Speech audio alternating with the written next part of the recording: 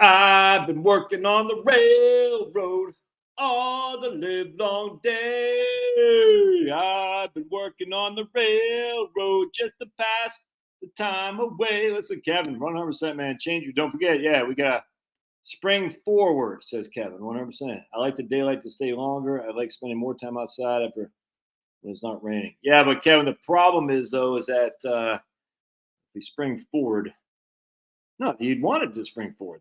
You'd want it, right? Because that means we have more daylight during the day. Yeah, I think so.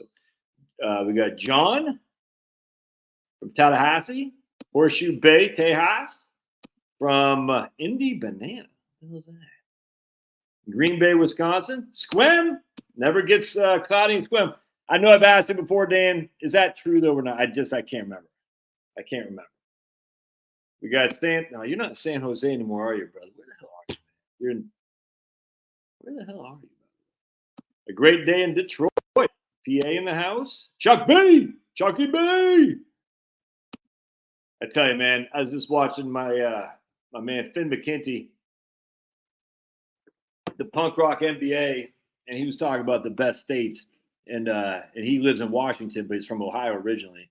And he says Washington, and it's so true. It's just so freaking beautiful. If y'all haven't been to Washington, South Dakota, that's right. Man, I remember when I took Chloe there I guess 4 years ago now. 3 years ago, 4 years ago, something like that.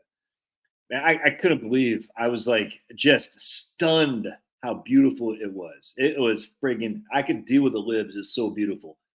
And I didn't know they had mountains in Washington. I mean, the mountains are freaking huge, dude. It's crazy.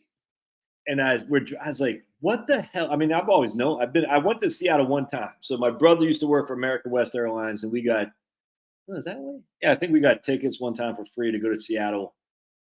My wife is Charlotte, me, my brother, and his wife. This is before we're all married. When I lived in Phoenix. And I loved it. I said, Seattle freaking crushes. But we just went in and went out. That was it. It was like a 97, 98, something like that. I can't remember. Anyway, so when I took Clotis to Washington State, we went to go see, what was it called, Forks or whatever. Then I had a guy who lived in Wenatchee, something like that. And I wanted to go see Wenatchee because he showed me some pictures of his house, and he since has long dropped me from here because I didn't agree with the jabs. He said, "How dare you challenge the science?" I said, "Dude, okay." I mean, I was challenging the science before the JABSs that came down from 2020. If you know what I'm saying.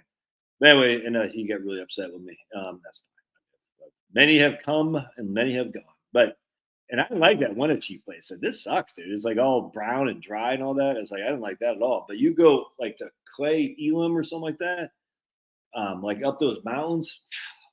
It's freaking gorgeous.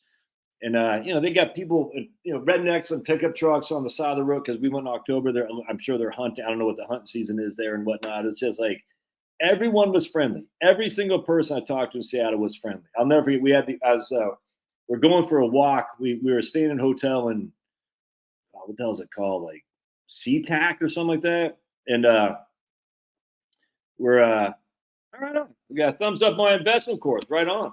Absolutely. Hey, Cam! Look at Cam in the house. Woohoo! All right, so look at that. Thumbs up on my investment course. So if you haven't got it, buy it. It's in the, I don't know if it's in Dooba Duke of this. You got 30-day free look, man. I'm telling you, buy it. Anyway, so what the hell was I saying? Moved here from San Diego for new adventures. How long have you been there, Dan? I don't know what I was talking about. Oh, anyway, so Clay Elam is like the top of the mountains. You go on the east side, it just gets all brown. I didn't like that at all. But you go over here, and that's where it's supposed to be cloudy all the time. And I'll never forget, we're sitting there, and I asked, we're at the McDonald's in Clay Elam, Chloe and me. And I asked the lady, I said, hey, I want to get milkshakes. I like McDonald's vanilla milkshakes. It's just from my childhood. I could have one every year. That was it when I was growing up. I said, I treasured that McDonald's vanilla milkshake. I said, please tell me your milkshake machine is working. She goes, and the lady at the front said, yeah, why wouldn't it be? I said, what? She goes, why would the milkshake machine be working? I said, oh, will you marry me? I said, oh, this is the best thing ever. SeaTac Airport, easy in and easy out. Was that the Seattle airport? Yeah, I think that's what it was. Mount Rainier's, the The McDonald's machine. Well, the fact that she said it wasn't like, she was like, why would it not be? And she was very polite. I told the story behind McDonald's machines, his story, and she goes, nah, that never happens here. I said, oh man, that was fantastic. Anyway, so then we went over to the ocean. It was freaking fantastic. Long story short is that I was talking to somebody. I said, man, we went to Port Angeles and they got this crab festival and stuff. I said, man, you got everything. You got crabs, you got beautiful mountains, and the drawback is the rain. I said, and someone said, I think on this YouTube channel, she said, Squim has this hole in the clouds that doesn't rain as much. I said, I don't buy that for 2 seconds.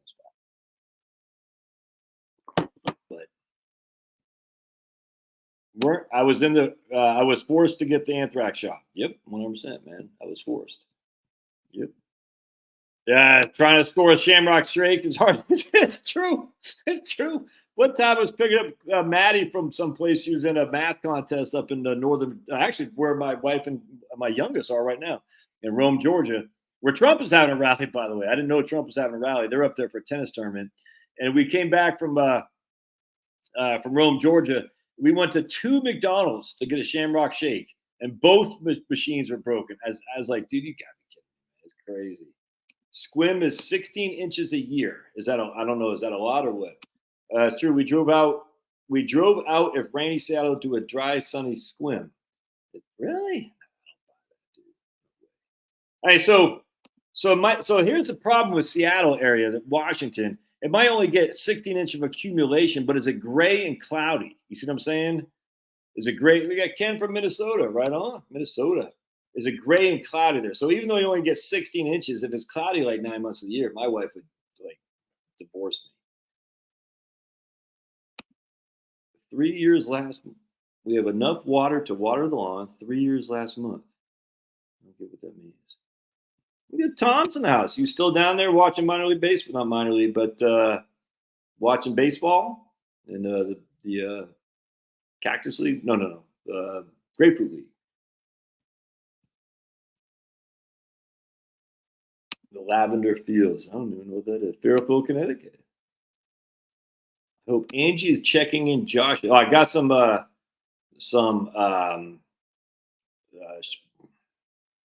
Head and Shoulders. Someone said on here to get the Head and Shoulders dry scalp stuff, and that works like a charm. Michigan in the house. Rainy day in Chesapeake. Where are you, Monica? Chesapeake, Virginia? 19D, the way to be. What the hell is 19D? I don't even know what that is. The blue hole of the lip. That's just not true, though, man. Newington, Connecticut, home of many badasses. Spring Ford is a drag, but love the daylight savings. We get Dale. Hey, what's up, Dale? What's up, man? PA. Right, cool. Fields of Lavender. Oh, man. I love. Really? Fields of Lavender. That sounds fantastic. Even though I did plant some for cover crop. Did I do it this year? Some crimson clover. So crimson clover you put in as a cover crop at the end of the fall season, and that will give your soil lots of energy in terms of lots of growth in there and all the stuff. Microcardosial fungi, whatever they're called, and all kinds of stuff. So winter rye and crimson clover are wonderful cover crops, and crimson clover is just a gorgeous flower, man. 19 Delta, a cavalry scout. Okay, gotcha. I was just 11 Bravo, man. I was just 11 Bravo. Nothing fancy with me. Anyone fishing? Yeah, crimson clover. Crimson and clover, over and over. Crimson and clover. Joan Jett was bad. I know it was a cover, but that was badass. Oh boy, U.S. Navy here. All right, hide your boyfriends. The Navy's here. Hide your boyfriends. The Navy's here. Yeah, I don't like fishing at all. I'm too hyper for it, man. I don't get the appeal. You need to plant some Carolina Reapers and give them out at Halloween. I'm not sure what Carolina Reaper is. That sounds interesting. For let me look it up. Carolina Reaper. Let's take a look. Crimson and Clover. Carolina Reaper. Let's take a look.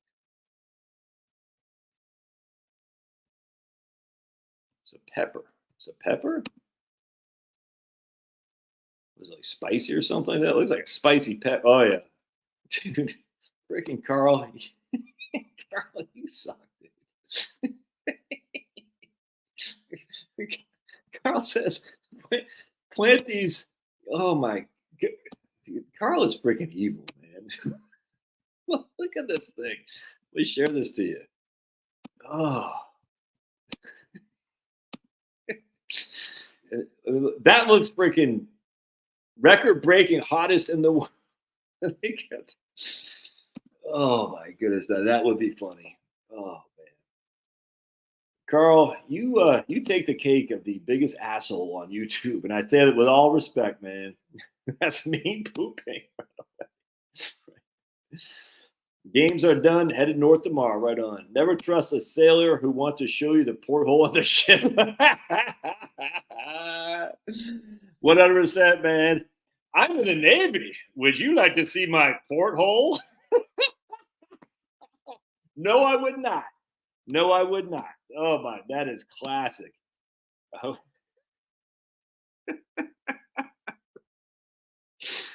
Oh, that is great. Never trusted. Hi, Josh. I would like to show you my porthole.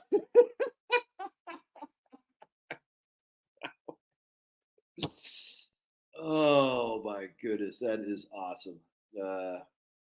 Fishing is all about relaxing nature, having a good company, catching the fish is a bonus. I went fishing with a friend of mine from the Army. We in the National Guards after I got off active in the National Guard. This guy named Chris, and this guy he literally won a lot. He won like $150,000 in a Las Vegas poker tournament. This guy everything that guy touches turns to gold. He's a freaking madman. Love the guy. I consider him one of my better friends of all my life. Anyway, and he loved fishing. So we went on Lake Burke. This is when we lived in Burke, Virginia. Lake Burke or something like that. Anyway, it's right down 123 going to Aquacon and or Wharton. Wharton, that's what it was. And I was just like, so we're going out there. I said, okay. And I said, so I brought a 6-pack. I said, no way I'm just sitting here like doing this the whole time. You know, I'm going to be drinking beers. So I enjoyed it. I had fun because I was getting drunk. Kind of like we went to like, you ever heard of a mud bog? A mud bog is when you go and it's crazy. You got these big old 4x4 Broncos and stuff just going through. It's fun as hell as long as you're drinking. If you're not drinking, it's not fun. You're like, dude, this sucks. And we go to, when I was in the Army, we go to the racing, like car races. And it's fun as hell if you're drinking. If you're not drinking, it sucks. I was like, dude, when you're drinking, you have a blast. I mean, that's the thing. I like drinking. Drinking, I had a lot of fun drinking. That's why it's hard to quit, because when you're used to drinking, having fun, when you give up drinking, you're thinking, I can't have fun. You know what I'm saying? But it's because I've always kind of been a shy guy, believe it or not. But I am still at the most part. But when you're drinking, you just lose your inhibition, so you get have a good time. And we go to these mud bogs. We go fishing a couple times. That's the last time I went fishing, and then we go to race cars. When a good friend of mine was in the Army, we got out, and he lived in St. Augustine, Florida, and we go down there with his redneck friends, and we go a shining deer. And dude, you're like, well, all you're literally doing is you got this big spotlight on your truck, and you go out in not really the woods, I guess the swamps, and you just go out and you shine deer. Oh my God, it was so fun. Like, why is this fun? Because you just get drunk, dude. It was awesome, man. Good stuff. Good stuff. Beer goggles is a tragic side of intoxication.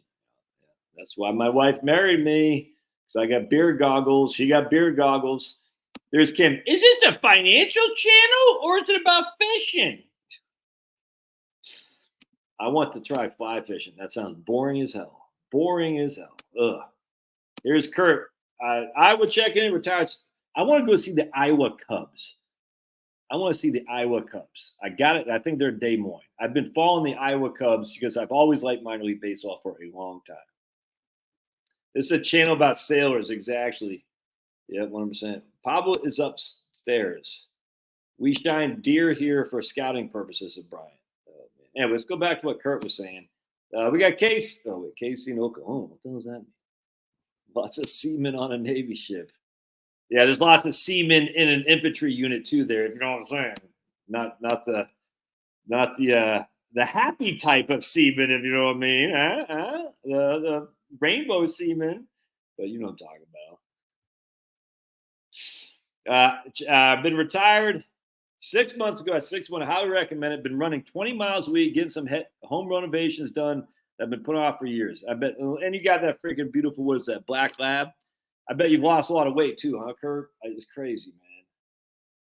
Fishing, golfing seem boring. I don't get golfing. My brother golfed, and he said, "Yeah, mountain bike, um, dude's easy on the Navy scrubs."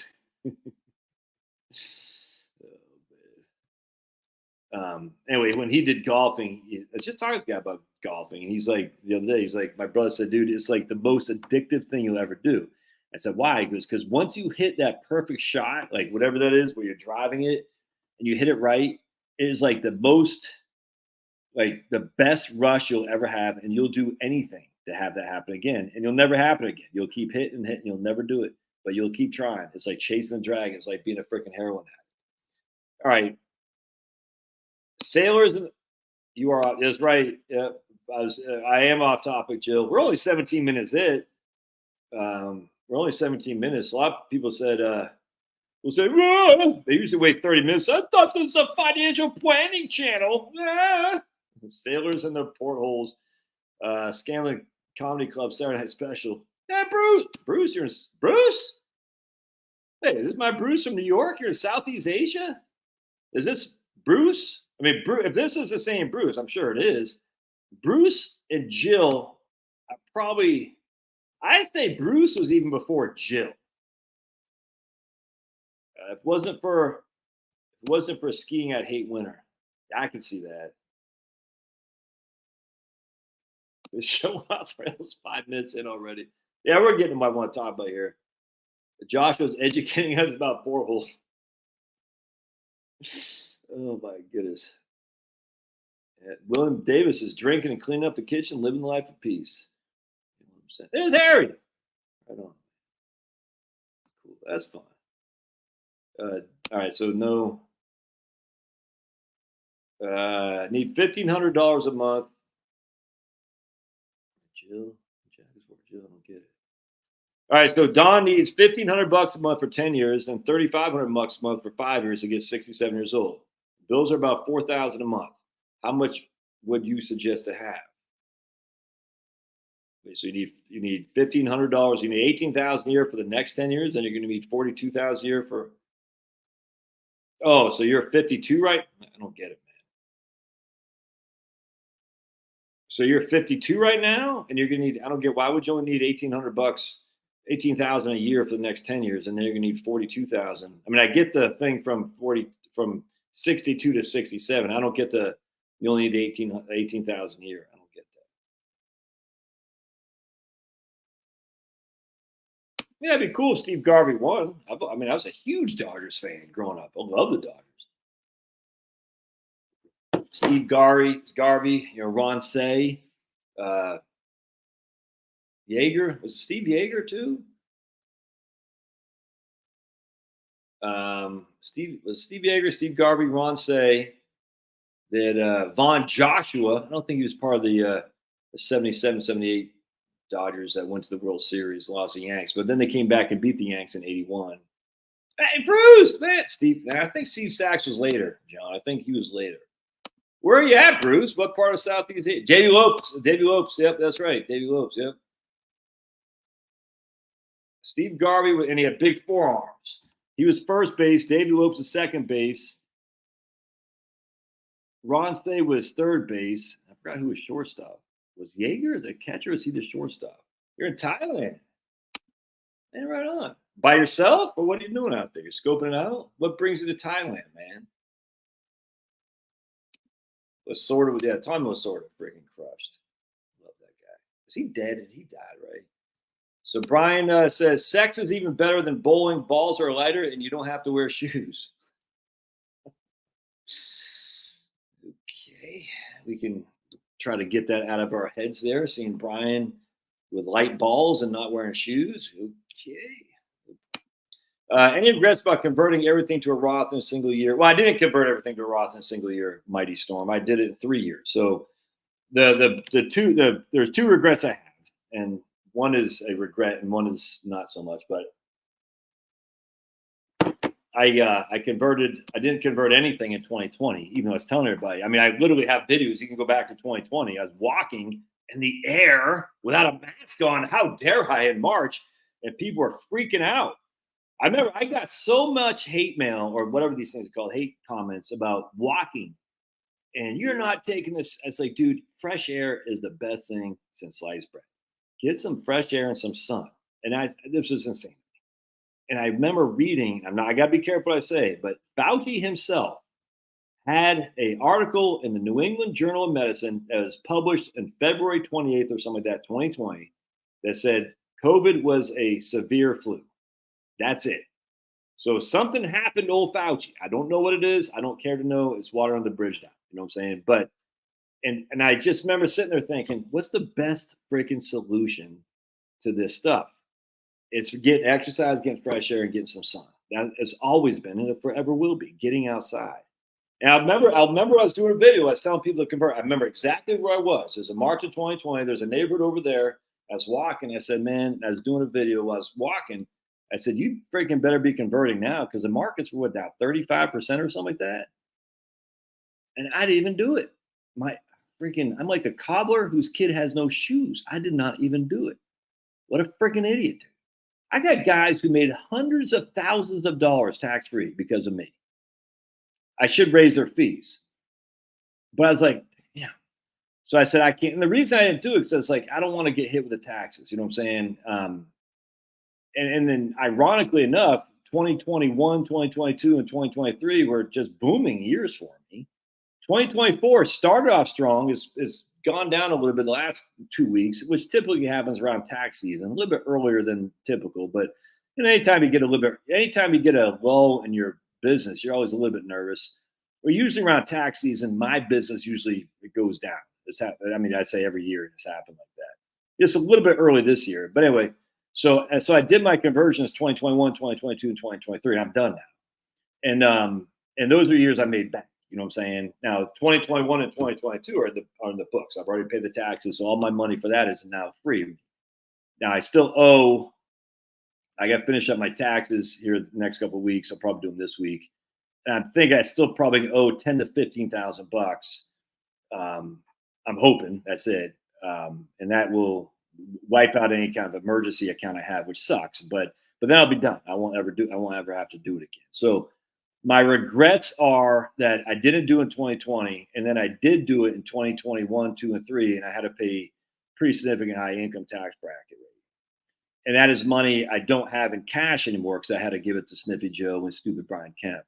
And I don't regret. I just have it's like I could still have my money in IRAs and kept all that money in cash, but it's all gone. You know what I'm saying? So I literally, for the last year or so, I haven't had I had a lot of money in cash. For the first time in my whole life, I had over 6 figures in cash, and it's all gone because of taxes. I also paid a lot we got a big deck put on, in the screen and porch and whatnot. And we went all out in that. What was a smaller project became a lot bigger. I was like, okay. And the guy who did it I just trust enormously. So anyway, so I burned through all my cash and I've been scrambling ever since, to try to build that cash up. And now this tax time, I'll probably exhaust whatever I have left in cash, which sucks. You know what I'm saying? And you never know when you're self-employed, you get a week or two of a lull. You're like, maybe this is it. Maybe I've offended people with my crazy shenanigans, and people never hire me again. And it always makes I always can't help but be nervous. I don't manage money, so I don't have like the annuity. What this is, annuitize your book, where you get fees from just managing people's accounts. And I literally don't tell what people to do. I'll say basically index funds. Like I was talking to a guy today. I said, dude, here's what you should do. S&P 500, VTI, you know what I'm saying, for his stocks, and money market for his bonds. And so you can mix and match however you choose. But in my opinion, VTI for stocks, money market for bonds, because money markets are paying so well. And this guy's got a pension. This guy's got Social Security, and he doesn't have any debt. That guy's just crushing. And And so, I mean, I guess that's, is that making investment recommendations? No, because I said, look, I would do it like this. You can do it however you want. I'm not going to make the trade for it. I'm certainly not going to look over your shoulder. I don't care. But total stock market and then money market or the total bond index. But anyway, I forgot what I was talking about. So my regrets are the other that I had a bunch of cash for the first time ever in my life, and I don't have that. That's a regret. But I'm hoping in 2 to 3 years that will be a no longer a regret. You know what I'm saying? And regret's too strong. My only real regret is I didn't do it 2020. I see. Here's the thing with when you're doing Roth conversions, it's almost like having children. You're not going to have children if you have faith in the future. You're not going to do Roth conversions if you have faith in the future. So, I did a video yesterday or 2 days ago talking about in 2007, there was like $3.1 trillion in, I think it was 401k assets. Now, I can't remember how much it is. It's like quadruple that, something like that. I can't remember. And I'm just, so that's in 17 years. You know what I'm saying? Now, obviously, money has gone into it, but still, that $3.1 trillion, let's just say it's worth $9 trillion now. That's a quadrupling of if that's all Roth, of your tax-free wealth over the course of 17 years. So I'm 53. Let's just say I have $500,000. And who knows this guy? But let's just say I have $500,000. Theoretically, that'd be worth one quadrupling. Yeah, so we'll go to 2 million, right? Yeah, so quadrupling, we'll go to 2 million. 500 to 1 million to 2 million. Yeah, I don't expect that, but let's just say it did. That's a freaking all tax free. So I pay a little bit on the front end, which sucks, but then it's like you're planting a seed, and the seed, like anytime I plant cherry tomatoes, dude, you take this one tiny seed, you put it in there, and you get you get so many cherry tomatoes. And I just go by every day. It's the best thing since sliced bread. I mean, it's just God, man. It's God, just abundance of the good Lord. Say a prayer, Father, Son, Holy Spirit, amen. Heavenly Father, we just are so grateful for your abundance. My goodness, a tiny little seed. It gives us food that's sustainable for us, for our humans. Just on that one tiny seed, we just put in the ground, we water it, give it sunshine, and we got an abundance of food. All because of glory to you. There's no other, it's just because of your will. Oh, why can't we see the bounty that you provide us instead of we're always looking at the negatives? Why can't we just see the bounty that's right there in front of us? Just to smell the flowers, to see the bounty, and to be content. Lord, I just pray for contentment. And I am just as guilty as everybody of wanting more. And I'm scared to ask, Lord, to give me contentment because I don't know what that means. That's scary. But Lord, Heavenly Father, please let me have faith that thy will be done and that I will trust in your will like Job did. I just pray these things in Jesus' name. Amen. Just a tiny little speck of a plant, of a seed, and it becomes this magnificent thing. It's like a Roth. You convert $50,000 into a Roth today. Say 17 years from now, that $50,000 is worth $200,000, all tax free. Now, the money that you had to pay in taxes is gone, so people can make an argument. Yeah, but that money could have gone too. But all right. So, all right. So let's go into what I want to talk about. Yeah, God is good, man. By the way, here's Denise. She is literally a zombie. Do you know that? She literally rose from the dead. She died, and then she came back to life. Crazy. Yeah, well, yeah. And people get all pissed off about that, and whatever. I just, I don't know. I'm not sure what your message became. That's all right.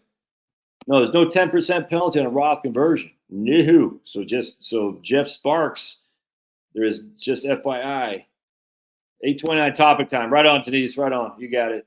There is no 10% penalty on Roth conversions. None. Just keep that in mind. You do not pay a 10% penalty on Roth conversions. That's one of the exceptions to the rule.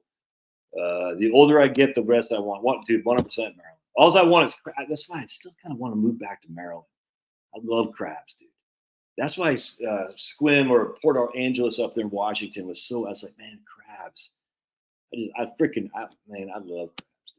Maryland I like Maryland. not going to lie to you. I get the politics. I'm so over politics. Look, I want Trump to win. Biden.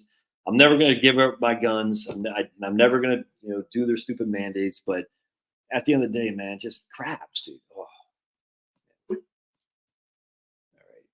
All right, so let's dive into this. So what we're going to do here, I have crabs all the time. Yeah, I'm sure it's because the ladies you're with, Brad, if you know what I'm saying. The ladies you're with, yeah, the backdoor Roth, 100%. Yeah. Yeah, this beautiful state. Look, libs, whatever, man. Maryland is just, all right, just real quick. There's libs everywhere you go. Now, the libs, generally speaking, are consolidated in certain areas. PG County, Montgomery County, you know what I'm saying, Baltimore City. You get out of those places, they're just regular people, man. I mean, even in Washington State, when I was going there, I was talking to everybody. Everybody's nice. You know what I'm saying? And I'm sure you get out of Seattle. I'm sure you get out of Northern Virginia. I mean, I know for a fact Northern Virginia, Maine, you get out of Portland, Maine. People are just people, man. Everyone wants to raise their family. Libs are just stupid because on Facebook, it's just dumb. But generally speaking, you talk to a lib, they're not, I don't know. I'm kind of over all that stuff. I mean, I'm right wing. Like I'm going to interview this guy on Monday who is in one of my favorite bands of all time. This guy named Jeff Altieri from a hardcore band called Enrage. He goes, I just want to make sure there's no politics. That's not it. I'm right. I told him I'm right wing. I basically keep that to myself in my interviews, but I'm not afraid to show people I'm right wing. I'm anti-abortion. I'm not big on the rainbow agenda. You know what I'm saying? And I certainly don't believe in the good Lord, but I think there should be some a little bit more freedom, if that makes sense, as opposed to regulation. But at the end of the day, it's just people just trying to get by. Yeah, there lives in Oklahoma, the one state where every county voted for the Trumpster. Don't bring my AR-15 to Maryland, bro. I won't bring it to Maryland because we'll get lost in the river that I took my boat on, if that makes sense. Yeah, thanks. I just got an email from look. So that's the interview with Pam I did, the trans lady, and I don't know. I don't want to say I don't care. I don't want it pushed on children. If people who are adults want to do whatever the hell they want to do, I don't care. You know what I'm saying? I just don't.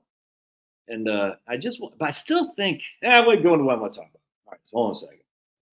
All right, so we're going to go to this website, and you should go there too. And you should get my man's, opens up here. Just a second. I'm having a hard time opening up. Why is it not opening? Why is it not coming? So you're going to get, dude, what's wrong with my man's website? Why is it not showing up? Hold on a second, 55e.com. Let's try it again. All right, well, I'm not sure why that's not coming up right now. But anyway, so what we're going to do is we're going to use this bucket thing here. And this is, what I'm working on next for my next book. I've been wanting to do this for a long time, and I haven't done it yet. And so this is the spreadsheets you can get from 55e.co. 55e.co. My man Daniel Coolabird, and for some reason the website isn't popping up right now. I thought I put it in. Maybe I did. 55e.co. I mean, I looked at it earlier today, so I don't know why it's not. There it is. All right, sweet. That's weird. And what's gonna? All right, hold on a second. There we go. Let me show what I'm talking about. So you get 55e.co, and you can get your own version of this spreadsheet that I'm going to share with you here. From my man Dan Coolberg. And this right here is what we're looking at, the bucket strategy spreadsheet. Price is $25. All right. And you can send payment through PayPal, and he makes automatic updates every year. So this is what we're going to be using. I don't get paid from Dan. He doesn't give me any kind of thing. I like Dan. Dan has been a big asset to my videos for sure. So if I can help spread the good cheer for old Dan's 55e.co, and it's $25, and then you own the thing, and whatever. He'll update it for free. I can't speak to that. I imagine he updates it for free. All right, so wait, that's what we're using here. So we're going to use this spreadsheet that he's created, and there's just tons of stuff that I like. And what I want to do here. All right, so let me just make sure y'all can see this. Yeah, all right, sweet. So what I wanted to do, so first and foremost, is we're going to, nice. All right. So what we're doing here is we're going to come down here. We're going to do the 1 month treasury bills. We're going to put 4 years of cash in. We're going to do, hold on, let me just get this figured out here real quick. We're going to do, so I want that, hold on just a second. I want that S&P 500 here. And what I'm doing, you all can do this too with his spreadsheet, which is just fantastic. All right, there we go. So we're going to put $80,000 and 20,000. All right, so let me explain what's going on here. So we have $100,000 invested. We're going to take 5% a year out. We're going to adjust it for inflation. We're using the bucket strategy. All right. So again, the bucket strategy is if the market, yes, the stock market is up, we pull the money from the stock market. If the stock market is down, we pull the money from the bonds. So we got 4 years of cash. Treasury bills are literally the safest investment there is. There's no CDs are not safer than treasury bonds, but treasury bills in particular. CDs are not safer. They're just not. There's no safer investment than 1 month T-bills. That's just all there is to it. There isn't any. Annuities are not safer. Bank CDs are not safer. Money markets are not safer. This is the safest investment there is. It's just all there is to it. So we're going to take $5,000 a year out. That's 5%. Right? We're going to adjust it for inflation, which I don't think we should, but we're going to do that just to show you. And we're going to see how the strategy is played out. And what we're going to see here is you'll see we ran out of money in year 19. All right, so I'm going to show you what happens here. So here's our 80,000 in the S&P 500. All right, 80,000 or 20,000 in the bonds. And we're adjusting this with inflation starting in 1966, because that's from 1966 and 1982 is the years that you had to make it work. 2000 was not nearly as bad as 1966 and 1982. If you can survive 1966 and 1982, you're probably in a pretty good place. The Great Depression wasn't as bad. Why? Because the prices were falling. A Great Depression, a recession, a depression is a recession on steroids. So if you can survive 1966 and 1982, you're probably looking pretty good. That's just fact. And that's the basis of the 4% rule, by the way. That was the maximum you could have taken out to include the 1966 1982 and still had money left over. Now, I don't think the 1966 and 1982 conundrum's ever going to happen again, but that's what we use as our worst case scenario. All right. So anyway, I want to show what's happening here. Let me make sure we got that. Looks good. Inflation adjustment bucket 1. Oh wait, I gotta change it. I gotta change it around. Do I gotta change it there? Yeah, bucket 1. Oh yeah, I do have to put this. I gotta change it back. Hold on a second. We can make this S&P. There we go. All right. There we go. There it is. All right, sweet. So what's happening here is we got $80,000 in stocks, $20,000 in cash. T-bills are cash. Stock market was up 4.8% in 1966. All right. Now we needed 5,000 a year adjusted for inflation. So we're going to take $5,143 out. All right. So the bond market was down in 1966. So we're not touching the bond market. We're touching the stocks. All right. So so we're pulling 80,000 because the market stocks were up. We're pulling our withdrawal of 5% adjusted for inflation. And we got 4.8% rate of return on our $80,000. We're pulling 51 right there, 51.43. So we're left with $78,000. All right. The bonds, on the other hand, because we're down 10.4%, we're left with 17. No, this is stock. This is bonds. Right. I can change this around. I keep screwing up. Hold on just a second. I got to make this different. $20,000. There we go. There we go. 80,000. There we go. All right. So that's what that's what I'm looking for. All right. So here we have 20,000 in cash. The cash earned 4.8% a year. Our $5,000 initial withdrawal rate is inflated at whatever the inflation rate was, 2.9%. So we had to take 51.43 out. All right. That's what we had to take out. Now we're going to take it from one of two places. We're going to take it from stocks or we're going to take it from bonds. Well, because stocks were down for the year, we're going to take it from bonds. All right. So $20,000 adjust with a 4.8% rate of return, subtract our 51.43, we were left with 15,817. Stocks, on the other hand, we didn't take anything out because it was in the red. And so now the stocks being down 10.4%, we're down to $71,712. All right. Hope that makes sense. So again, just reiterate, If the stocks are down, we're pulling from bonds. We got 4 years cash. Stocks are down, we're pulling from bonds. All right. So watch what happens next year. Bonds are up next year, 4.2%. So our $15,000 up 4.2 grew to 16,481. Now notice we didn't take anything from bonds or cash because the stocks are up 24%. So even though the year before we were down to 71,712 and we didn't take anything out, we 71,712, we had a 24.5% rate of return, which meant because we're in the black, we took our inflation adjustment amount of 5302 from stocks. And now we're left with 83,944, which is more than we started with, even though we had a negative year in 1966. Bonds came back, not strong, but they came back. We went from 15,817 to 16,000. All right, so we are basically right back where we were. We're basically at $100,000. I think, yeah, right there, $100,425. Year 3, bonds are up 5.2, stocks are up 11%. So we know we're going to take the money from stocks. When stocks are up, we pull the money from stocks. It's just that simple. So now at the end of the year, and again, what was initially 5,000 a year has grown to 5,524 because of inflation. Again, we're adjusting for inflation. So now bonds are at 17,000, stocks are at 87,000 bucks. All right, and now we got $105,000. Not too shabby. Now we're going to start hitting where the high inflation starts really kicking in. And in 1990-69, stocks are down 8.6%. Bonds are up, so we're taking our money from bonds. All right. Oh, here's where it gets bad, though, right? And then, so now we're back down to 80,000, down to 76,000. But here's 1973 and 1974. All right. We didn't touch any stocks here at all. We didn't touch any stocks. So we pulled our money out of bonds. All right. So 1973. Well, the bond market was at $14,000, and then we pulled $7,000 because of high inflation. So we're left with 8,500 bucks.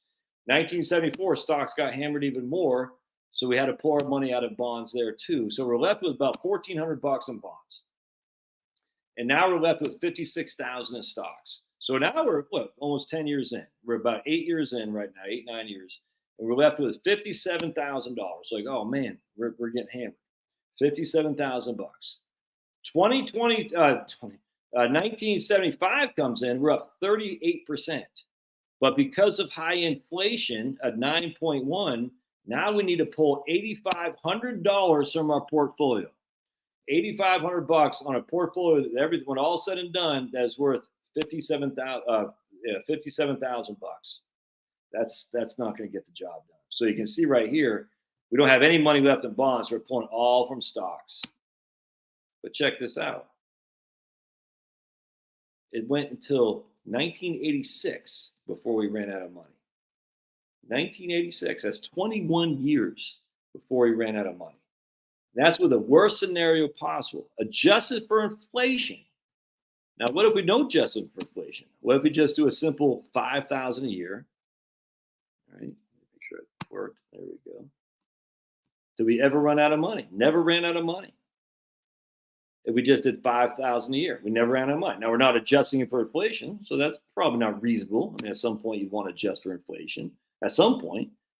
But again, I want to see the evidence of retirees adjusting for inflation. They don't. So that's pretty cool. So now let's say, instead of doing 5,000, let's do 7,000. 7,000. Never ran out of money. Huh. So 7,000 we're pulling out, and we didn't adjust it for inflation. Yeah, that's right. We want to do 7,000 fixed.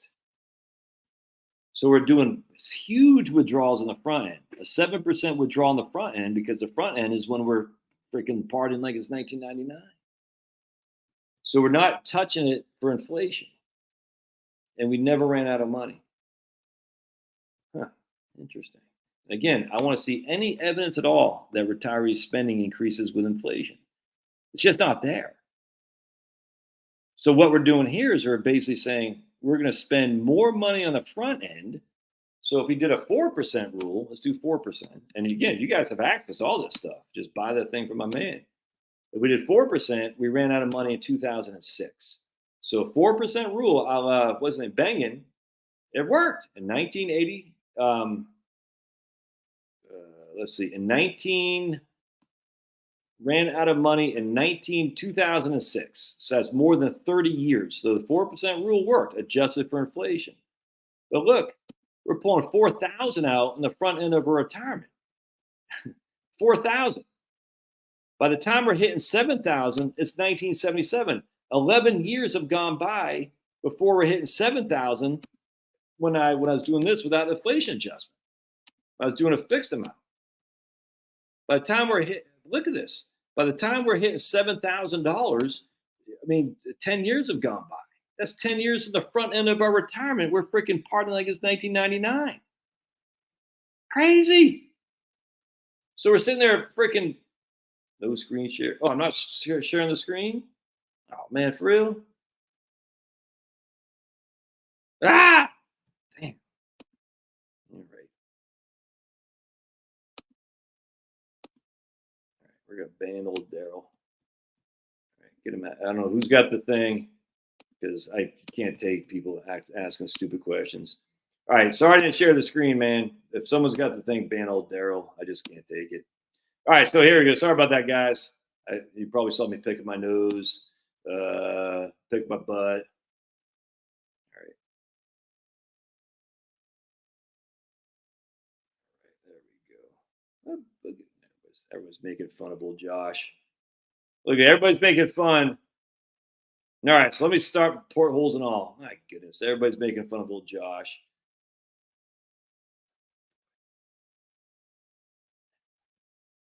Should have noticed when I see with my eyes, not my ears.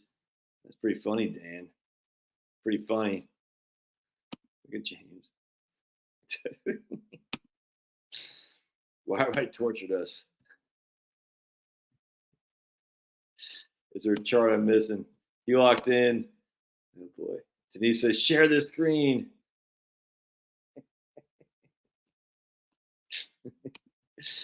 All right, let's start over. Oh boy. Oh my goodness. All right, so we're gonna start back. All right, so all right, everybody can see this, right? Yes, you can. All right, so this is from my man Daniel Coolbert's 55e.co. 55e. He got the bottle scope. I did. I just shouted like 2 hours ago because I got out of the gym. I was focused, Marie, just like you riding your bikes through Arizona. I was focused. I got the Pablo stash. Dude. If anyone ever said, if anyone of you got a wrench, if someone says, what is this? Obviously, if they're among friends here, I don't know who that guy was. But if someone's goofing, I can take it. But if someone comes here that says, what does firearms have to do with retirement advice? I don't want that guy here. I don't want him here. They bore me, man. They bore me. This freaking live stream is whatever the hell I feel like talking about. It's fun for me. It's cathartic, lethargic, no, whatever that word is. That's what it feels like to me.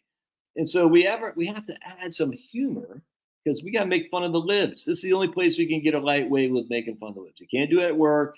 You can't do it at church. You can do it here. And it's fun because why are you talking about AR-15s? They're scary, Josh. It's scary. I know it's fun, John. That's what makes it fun. That's what makes it all fun. Because now there are some libs on here, and they can laugh. Some libs laugh, but they say, "What does this have to do with retirement advice?" Like, we're still doing this. It's so boring. And I say, because I have someone on says we should ban AR. We should ban what the hell? Assault rifles. I say, define an assault rifle. Define an assault rifle. It's something that makes me scared. I said, well, spiders make me scared, so we should ban spiders. All right, let's keep going. They can never. All right, so what we're doing here. So we're going to take, we got $100,000 to play with. We're going to put, we're spending $5,000 a year, right? And we're going to adjust it for inflation. Inflation adjustment. All right. And I use a 5% rule, not the 4% rule. All right, and I'll get to that why in just a second. We're going to put 4 years in cash, treasury bills. Make sure everybody can see this. Yes, you can. AR-15s are black and scary with tiny bullets. I know, they're very scary. They scare me. And they might even have a folding bump stock. Oh my goodness, I got a pistol grip. Oh my. So stupid. I have no patience for anti-gunners because their arguments are so weak. So weak and just so dumb. I don't like dumb people. And if you don't like firearms, I'm not the channel for you, man. I'm just not. Go out there and put your sign on your house that say gun-free zone. I invite you to do that. Put on your car gun-free zone and drive through South Fulton County. All right. Anyway, so we got 4 years of cash and we got the rest in stocks. That's what we're doing here. 4 years of cash being T-bills. Again, T-bills are the safest investment you can have. There's nothing safer than treasury bills. Just want people to know that. All right, so what's happening here is we're saying, okay, we got our bucket strategy, 4 years cash and S&P 500. And what we're going to see here is we're starting in 1966 because that's when the calamity really started. From 1966 to 1982 is when the S hit the fan. And you can see the first couple of years of inflation, 2.9, 3.1, 4.2, weren't horrific, but they're going to get bad. 5.7, 4.2, and 1973 and 1970, this is when it really starts hitting hard because of OPEC and all that stuff. By the way, Nixon got off the gold standard, what, 1970? Isn't it ironic that inflation went from 5.7 down to 3.2, even though he closed the gold window? So the deleveraging of the dollar, was that inflationary? Well, not in terms of CPI. We're using CPI. It just wasn't. So what was the inflation cause? It certainly wasn't getting off the gold standard. It wasn't. Or the gold window there was stupid Nixon. It was the oil embargo. Oil embargo right there. And then we ran out of natural gas. Do you all remember that? You might not remember that. Everyone remembers gasoline, but don't forget, we were running out of natural gas. That's why we actually went back to coal. A lot of people don't know this. We actually got rid. We were losing our natural gas resources, so we said we had to heat the house. So we're going to go back to coal. We were hoping for clean coal, but coal had a resurgence in the late 70s and early 80s because natural gas looked like it was at peak natural gas. Ironically, it wasn't. Far, far from it. Isn't that interesting? So coal had a resurgence. No, it didn't. Yes, it did. So anyway, so how are these things intertwined with getting off the gold standard and having inflation decline from there to there? Weird, huh? And then all of a sudden out of nowhere, OPEC and all that stuff. The government wasn't spending here. We had Medicare coming out. We had the Vietnam War. The government wasn't spending. Big deficits, big spending, debts, deficits added to the debts. Kind of weird. And yet inflation was moderate at that point. It's just weird how inflation just really took off once we had an energy crisis. Kind of strange. Almost like what happened to 2021, I should say. Oh, and then Paul Volcker, he raised interest rates so high that he beat inflation now. The argument is so freaking stupid. I hate that argument because it's not true. It's just not. All right, beside the point. So we got 4 years of cash, the rest in stocks. If the stock market is down, we're taking our money that we need, our $5,000 a year, adjusted for inflation of CPI. If the market is down that year, and here it is, we're pulling it from cash. If the market is up in a year, we're pulling it from the market, if that makes sense. So year one, we need $5,143. All right, we got $20,000 sitting in cash, $80,000 sitting in stocks. The $20,000 sitting in cash grew at 4.8%. The 80,000 sitting in stocks went down by 10%. So our stocks went down. So we take our money that we need from cash. All right. And so now we're left with $15,817 in cash because we had 20,000 bucks. It earned 4.8%. We took 51.43. We're left with basically 16,000. Stocks, on the other hand, just fell to $71,712. So we're left with 13% below what we started with. We had 100,000 bucks. We pulled 5,000 out. We're down to $87,000. Year two, with inflation, we need 5,300 bucks. Again, 5% adjusted each year with inflation. Bonds are up 4.2%. So our 15,000 right here, 817, grew at 4.2. So now it's at 16,481. But here, on the other hand, stocks are 71,000, grew at 24.5%.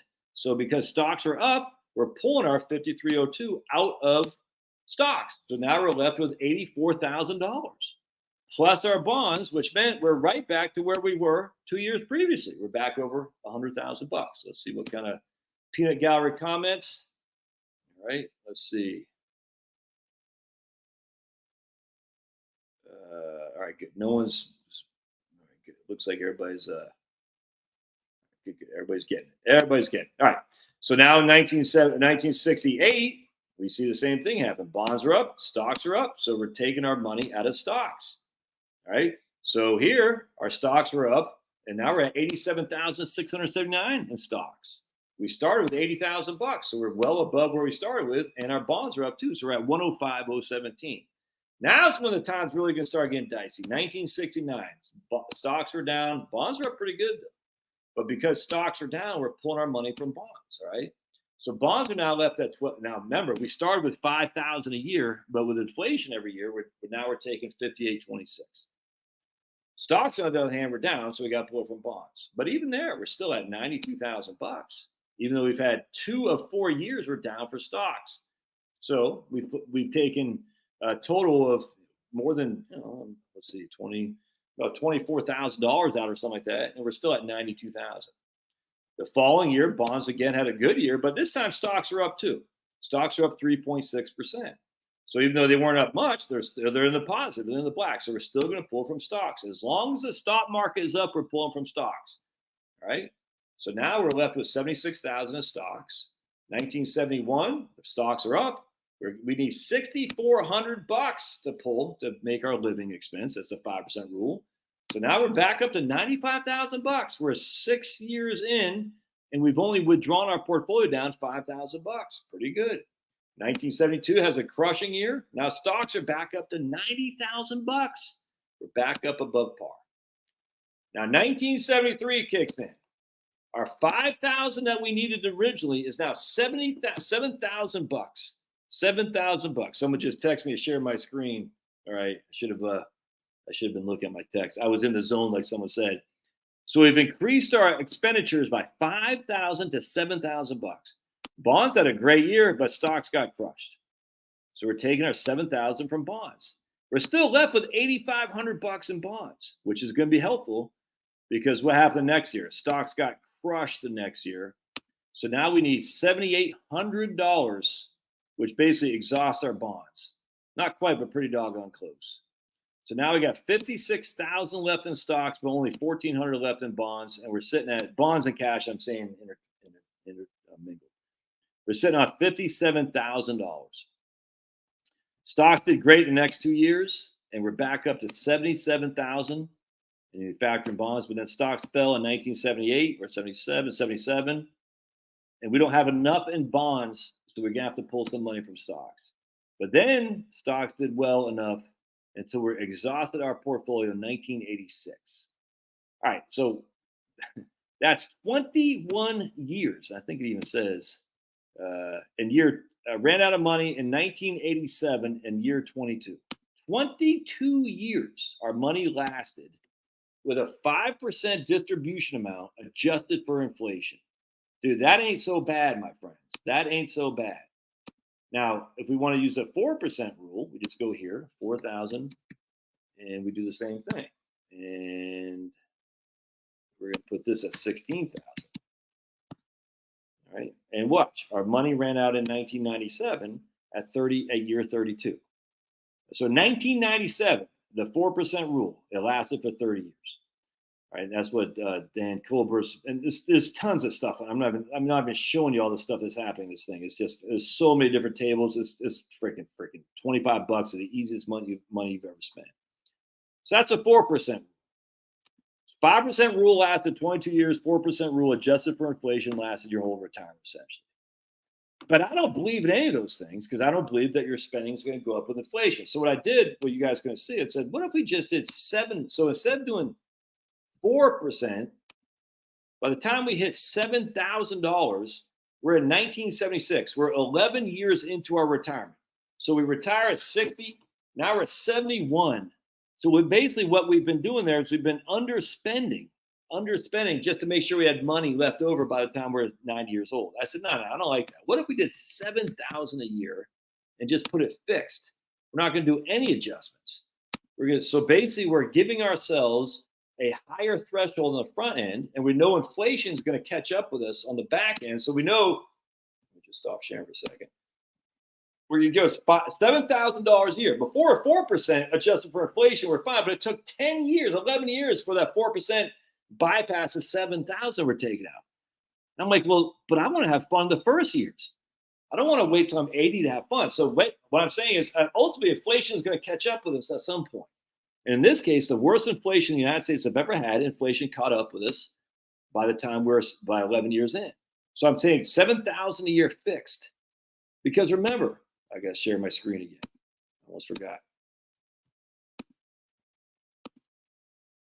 So here I'm saying 7,000 a year fixed. I'm taking 7,000 each and every year, same bucket, everything's the same. Right here is when inflation at $7,000, if we did the 4% rule, is where we've had taken more than 7,000 out. So essentially, we're taking more out of the front end in order to take less, adjusted for inflation, out on the back end. Well, that's what most retirees do. Their spending goes down. And when did this money run out of money? Never ran out of money. Never ran out of money, ever. Now, your bonds ran out of money, but your bonds did exactly what they're supposed to do. Keep you from the massive sequence of return risk. So I'm like, well, if 7,000 did well, what about 8,000? Ran out of money in year 19. So now we're taking 8%, 8,000 a year out. And by year 19, we did run out of money right here. So that might be a little bit too aggressive. Again, that's a fixed amount. That's double what the 4% rule is doing. Double, because 4% rule is 4,000. We're taking 8,000 a year, not adjusted for inflation. So I said, what if we did 7,500? So remember, 7,000 never ran out of money. 8,000 ran out in 19 years, too quick. 7,500 ran out in year 24. Interesting. Year 24. How many people are going to survive to year 24? Not that many, but just for an example, that's what it did. So what I asked Dan to do, I said, what if we did a different strategy? What if we did the reverse RMDs? And it's been a while since I've done this, so I just got to make sure I got it right. And again, this is the worst market we've ever had. 66 to 82, high inflation, low returns. This is why I hate the 4%, and I do not hate the 4% rule like animosity toward it, but I hate people get suckered into believing it's like God's chosen word, because what that is it's the worst scenario that ever happened. If you go into that, you could take 4% a year out and fine. But the vast majority of time, you could take out well above that. I think the average is like 5.5 to 6, something like that. And I just hate that people are like, whoa, oh my goodness, if I take more than 4% out, I could run out of money by the time I'm 92 years old. I'm like, hell's bells, dude. I can't believe you're going to work another couple of years, some crappy old job, because there's fear that you're going to run out of money when you're 92, when the evidence of the 4% rule is based on two things that aren't going to be applicable to you, most likely. The worst markets we've ever had with factored inflation for 1966 and 1982, plus your spending increases with inflation. There's just no evidence of that. That's crazy. So I said, what if we did a reverse RMD? So remember, what a reverse RMD is my way to say, to basically force yourself to spend less money as you age. So we start up here. Our spending is going down as we age.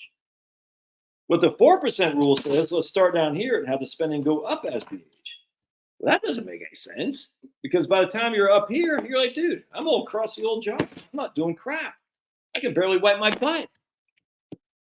So the reverse RMD method says, no, let's freaking party like it's 1999 for the next 10 years while we have the ability to do so. And then when we're older, ask your parents. Say, mom, dad, grandma, granddad, whatever, you know what I'm saying? Did you end up spending more money as you aged in retirement or less? I can almost guarantee you the vast majority of your parents say, yeah, as we got older, there's Jim Bob, we just didn't do much. I talk to people all the time. I say, what did your parents, give me experience of your parents. Yeah, they don't spend very much. They don't even spend their Social Security checks, I hear a lot. Never mind the RMDs. All right, so let's do the 12. I haven't done this, so it might not work as well as I thought. Let's see here. So here we're doing the 12%. So we're going to take, all right, sweet. 1 second.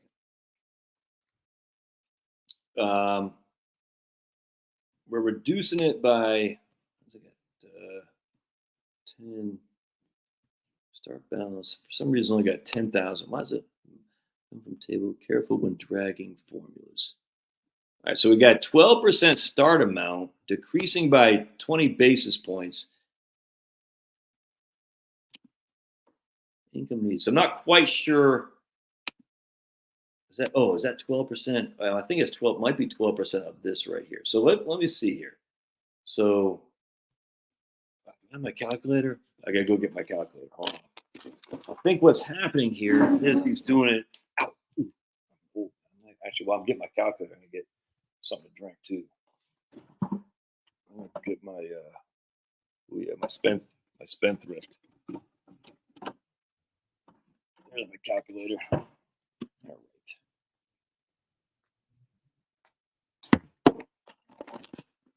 Yeah, these spendthrifts, freaking fantastic. I love them. I don't drink beer because I'm not 57 flavors, if you know what I'm saying.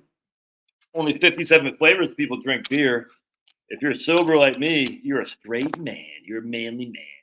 Yes, sir. Yes, sir, you are. Oh, yeah. Top of the morning to you, First Sergeant. Hey, First Sergeant, good morning. I'm that black guy in the Army commercials. I say that joke every time. It's still funny to me. We do most before 7 a.m. before most people do all day. All right.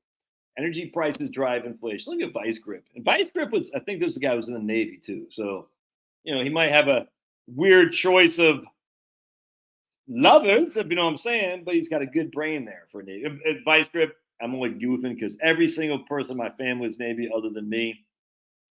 My uncle and my granddad were both captains. My uncle John was a nuclear submarine officer. My sister was an 03. Forgot the freaking ship she commanded for a little bit. And my brother was in the Marine Corps. And then my uncle, my great uncle, Richard Deichmann, actually took out the Japanese battleship Chickamauga, whatever it's called. The Japanese battleship Chickamauga. He actually took it out. You could look him up. Richard Deichmann. And my grandpa was a test pilot. He flew with, I think, with John Glenn. Yeah, he flew with John Glenn. Very, very risky. And then my other uncle was also a pilot too. So grandpa had two brothers or three brothers. Three brothers. I can't remember. Anyway, so the Navy is important. I always go for the Navy over Army in the Army-Navy game. All right, so let's keep rolling here. That's what I want to do. I want to go back to share the screen. Remember, you guys can get all this stuff at 55e.co. And my man Dan Coolbert just kicks ass, and he's not making a bank off this, but he's raising kids. He's not a wealthy guy, so any money you can slide to him by buying his spreadsheets would be well appreciated. That tastes good. That's my teeth. Pearly yellows. All right. Let's keep going back. All right. So I think what Dan's doing here, and again, it's been a while since I looked at this, the reverse RMD. So I'm starting with 12% amount, 12% out. So what we're doing here is we're going to say we got 16,000 here. Oops. 16,000 times 1.048 equals 16,768 minus 71,000 here, plus 71,000 here, plus 71,712. Yeah, okay. Yeah, that's what he's doing, times 12%. Yep, exactly. All right, sweet. So what's happening here, we're doing 12%, but it's the 12% of the ending value of these two guys right here, the ending value of this guy plus the 4.8% interest rate plus this guy minus the 10.4% rate of return. So our ending value is what we're taking the 12% off. I hope that makes sense. And that 12% is $10,000. All right, so in this case, we're taking $10,000. It's our reverse RMD. And we're taking all from the bonds because the stocks are down. So here, the bonds are we only have $6,000 left. Well, thankfully, stocks next year, because we're dropping we're doing it by, so it goes from 12% to 11.8 to 11.6 to 11.4 and so on and so on. And we never ran out of money. Never ran out of money. So I think someone's asked about rebalancing. We're not rebalancing here at all. We're not. I mean, you could. I think we can even do that here. Yeah, so you could rebalance. Oh, yeah, look at that. Yeah, well, there you go. If you rebalance, it's even better. So I mean, this you can rebalance withdraw at beginning. So if we withdraw at the beginning, we're taking because it would change much. I guess we got anyway. So we can rebalance here, and I mean, but I wasn't rebalancing because I mean, I actually am not the biggest fan of rebalancing, but I guess I could see the benefit of it. It's one of those things I think people get really caught up. Should I rebalance every year? No, man. Just I mean, I don't know. Like my man Fritz Gilbert, who I love. Some guys love this stuff, man. They're like chemistry professors, all these freaking things. I'm like, man, that sounds like hell on earth to me. So I say just rebalance every couple of years. But in this case, we are rebalancing. We're not rebalancing, but if we did want to rebalance, it'd even be a bit better. But anyway, so what's happening here? So now during 1966 to 1982, we're taking a significant amount of money on the front end, but we're dropping it. And this is probably not sustainable. In 1980, we're only taking $4,800 out. So we're dropping it pretty significantly to a minimum of 5%. So we're basically saying we're going to start with 12, we're going to drop it by 20 basis points a year, and the minimum that we're going to take is 5%. All right. So, I mean, as you can see, we didn't run out of money, but in 1974, we're only spending $3,300. That's probably not as that sounds better than I think what it would be really on the ground, if that makes sense. But it just gives you something to think about. You can start saying, if I start taking more on the front end, knowing that I'm going to take less on the back end, when for a fact I know that I'm going to take less on the back end anyway, because people spend less on the back end anyhow, if that makes sense. It's a pretty good strategy. 12% might be a little bit too high. So I want to do 10%. And this is what I'm just kind of thinking about, guys. I said, okay, so now we're doing 10%. I'm only taking 80. So this is a little bit more reasonable. So check this out. We're taking 88, 95, 95. So we're spending hard in the first 5 years. And again, even here, we're still spending $5,200. And that's with the worst markets we've ever had. Now we're back up to 1986. We're spending $6,000, $8,000. Now, is that legit? I think so. Is that going to be something that you could manage? I think so, 100%. That's during the worst markets ever.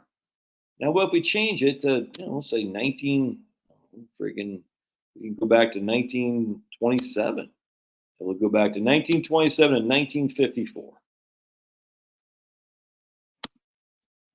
right. And let's see if it took. Yeah, so here, 1927, inflation. What? Inflation was down. Look at that. Inflation was down. Stocks are up here. Let's actually do 1929. That's when it started the Great Depression. But remember, if we're doing it with inflation adjustment, and we're not on the reverse RMD thing, but remember, during the Great Depression, there was deflation. Significant. Look at it, 9.9% deflation in 1932. 9% deflation in 1931. When you factor in the S&P 500 is down 44%. When you factor in inflation, 2008 was the worst market we've ever had. Am I sharing? Make sure I'm sharing. Yeah, okay, sweet. And look at this. You got killed. 9%, 22, it's 48. But look, deflation 9.95%. So let's go back to the 5% rule.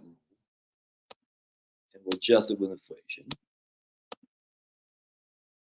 We're going to do 5%. Now, I don't expect this to ever happen again. But here, instead of spending $5,000 a year at the beginning, we're spending $3,800. Look at that, because of deflation. And we ran out of money in year 21 if we're using a 5% rule adjusted for inflation. Let's do rebalancing, see what that does. See, rebalancing, we actually ran out of money in year 18. So rebalancing isn't always your friend. It's just not. But anyway, so here's a perfect example of the bucket strategy. Because the markets are getting killed these 4 years, we do not want to take money out of a market that's declining. Now, our $72,000 is only worth $28,000 because we just got killed. I mean, look at that. We're down 9, 11, 10, 22, 44, 6. And even though we got back up to 50, this is the sequence of return risk that is right there. That's the likelihood of that happening to you, though, is not very high. It's just not. Look at that. That's a sequence of return risk that happened in the Great Depression. No one, you can't get around that. Even with deflation, you still ran out of money. But it still took till year 21 by 1949. to run out of money.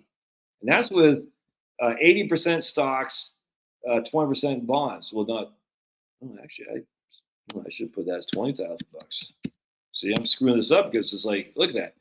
Even during the Great Depression, if you took 5% a year out, adjusted for inflation, you ran out of money in year 25 in 1953.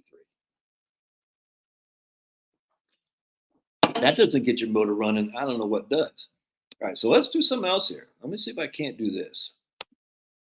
I'm good. So there's lots of fun stuff to do. And this is what I'm working on my next book. I just find this stuff fascinating.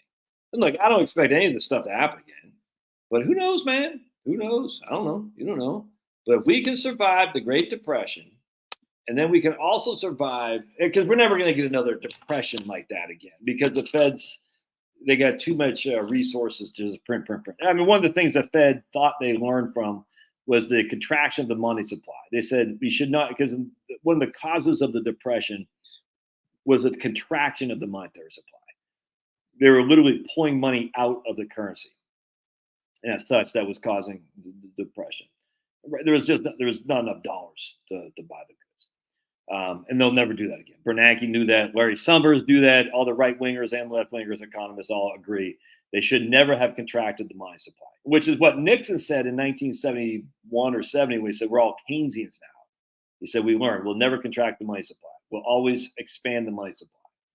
So contraction of the money supply leads to deflation. Yes, I completely agree with that, which is odd because we've contracted the money supply last year pretty significantly, more than we've ever done since the Great Depression, and yet there's no deflation. It's kind of interesting, actually. This is where the economists, they're just like stock guys. They don't know. We contracted the money supply, I think it's like 6% in 2023. We've never done that since the Great Depression, and yet there's no deflation at all. There isn't any. It's very interesting.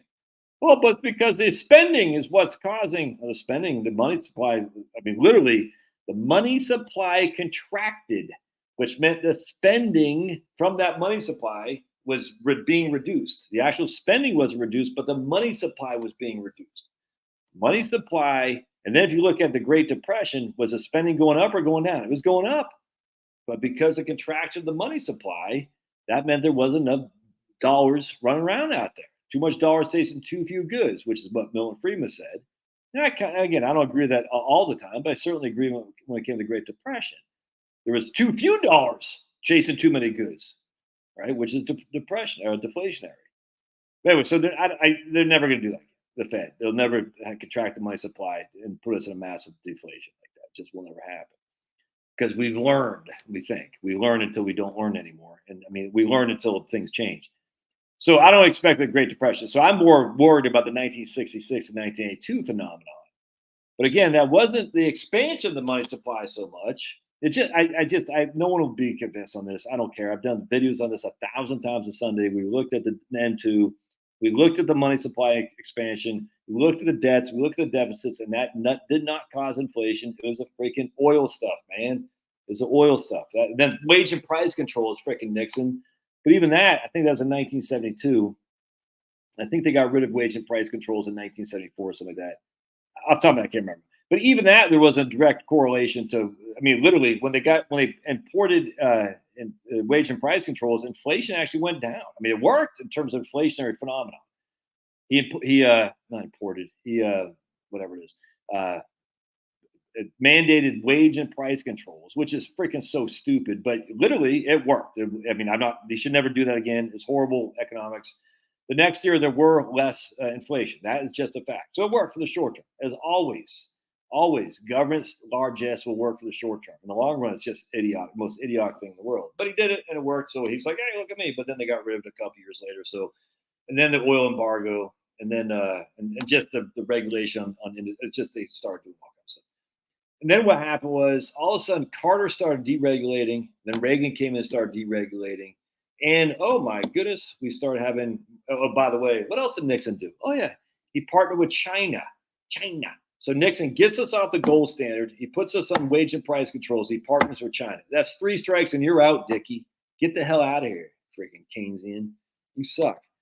Carter did the exact opposite. He started deregulating industry and stuff like that. And what did that do? Oh, yeah, there's a quick burst of activity, which is inflationary. But guess what happens then? Then it starts becoming deflationary as markets start working their magic. It's great. And then, of course, Reagan did that with energy, and then all bets are off. And then George Mitchell figured out fracking, hydraulic fracking, and we're freaking sitting on just this massive plethora of natural gas and oil reserves. We were supposed to be peak oil many moons ago. All right, so anyway, let's try this other thing. I want to go to this. Instead of using the S&P 500, we're just going to zero this out real quick. We're not going to put any money in there. Let's see if this works. We're going to do this. And what we're going to do is we're going to do 5% a year. We're going to put it all in Treasury bills. Right? Now, I will, on a side note, I will say Japan learned from the Great Depression as well, but they still had massive amounts of deflation. So, it wasn't anywhere near like our Great Depression, but Japan, they saw what America did during the Great Depression, the contraction of monetary supply, and yet they still really can't get their inflation spiking. They want inflation because they've had massive deflation for basically 30 years. Not anywhere near what we had in the 30s, but still they tried. They said, we're going to print, we're going to spend, we're going to do all this. The Keynesian economics, it didn't work. Very interesting. And this is why, again, you can freaking lower the interest rates all you want. It doesn't mean crap if people aren't going to borrow money, man. You can increase the M2's money supply. It doesn't mean crap if people hoard. That's why Bitcoin will never be a currency. Bitcoin's such a joke, dude. Look, if you invest in Bitcoin and get rich, I don't care. The idea is going to be a competitor to the United States government. It's just so silly on its head. The idea is a store of value. My man Tom actually today, he's like comparing Bitcoin to gold. I said, really? You're really going to compare Bitcoin to gold? It's just silly. But anyway, where I'm going with this is, at the end of the day, Japan could not stimulate the economy because people said, we are paying off debts. Any money you give to us is going to be used to pay down debts. And as such, it wasn't being used to consume, personal consumption expenditures. So Japan said, we're not doing that. We're paying down debts. And that's why there's no inflation at all. I mean, very little, and a little bit of deflation. But it wasn't a mass deflation like we had in the 30s. It just wasn't. And as such, I could see that happen again in the United States. That people say, I'm not going through. I'm done consuming. I'm not done spending and borrowing and spending. I'm not doing it anymore. So if the government gives me money, I'm going to freaking hoard it. I'm going to pay off debts. I'm going to put it I'm going to hoard it. Essentially, I'm not going to put it out, increasing the velocity of money. You can increase the M2 money supply all you want, but there's no transactions happening. No currency. The trading activity, it doesn't do anything. A little bit, but not much. And that's what happened in Japan. The velocity of money fell. And our velocity of money in the United States is falling like a brick in water, too. People are transacting less and less and less, which is why there hasn't been much inflation, even though the money supply has increased. It's crazy, actually. It's very interesting. And economists weren't prepared for that, and they still are. They still think mass increases in M2 will inherently lead to mass inflation, and yet it hasn't. It just has not. Oh, but 2022, there's many reasons for that, more so than just M2 increase in monetary supply.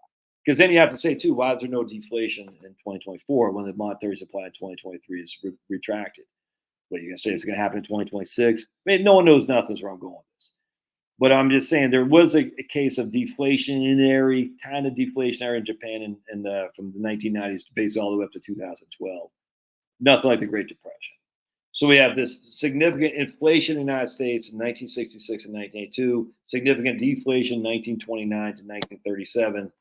I don't think either of those are going to be replicated again. I think it's going to be like what happened in 2000 and 2009, the worst stock markets we have ever had, but because of low inflation, it really wasn't that bad. I mean, it was bad if everything was in stocks, but the low inflation really, you survived much, much better than any of those other 2 decades. All right, so let's check this out. I'm going to bring up 10-year Treasury. And we're going to go to, where's that? I got $100,000 there. Not 10-year Treasury, 1-year Treasuries. So everyone says bonds got hammered during inflation. Bonds get decimated by inflation. Did they now? Because here we had all of our money from 1966 to 1982, 5% a year adjusted for inflation, and we didn't run out of money until 1986. 21 years with nothing but bonds, and not even just bonds, short-term bonds. Look at that. Beat inflation, beat inflation, beat inflation, beat inflation, beat inflation, tied inflation, beat inflation, beat inflation, loss of inflation, loss of inflation, loss of inflation, loss of inflation. Let's see, loss of inflation, beat inflation, beat inflation, beat inflation, beat inflation. beat inflation. So even if everything was in short-term bonds, our money lasts at 5% till 1921, until 1986, 21 years. If we did 4%, that's adjusted for inflation. It lasts for 28 years. Everything in bonds. Crazy. Let's put it all in stocks. S&P 500. Let's see what happened there. 4% lasted 32 years. 5% lasted 19 years. So if you had everything in stocks versus everything in bonds at 5%, the bonds did better than stocks, even though stocks supposedly are the hedge against inflation and bonds aren't. I just proved it right there. Stocks lasted 3 years less than bonds did for 5% a year. 4% a year, stocks did better. Just fact by 3 or 4 years. So then I want to say, what if we did, instead of the S&P 500, or instead of the 1-year treasuries, let's find this Putnam bond fund. Let's find this, because this is the oldest bond fund we can find that we have numbers on. If I can find it. For Putnam.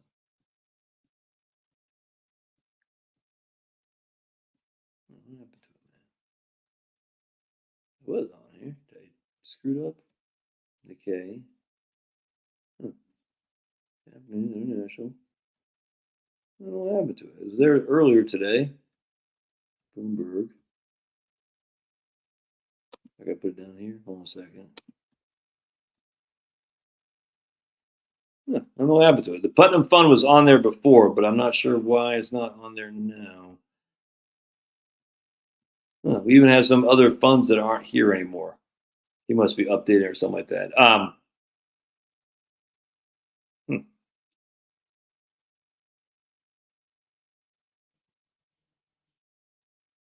All right. So he must be updating or something, because he had some other funds in here that for some reason aren't here. Why are they not there? They were up there earlier today. So let's do Wellington then. So here we'll do, we got Wellington right there. Excuse me. Right there.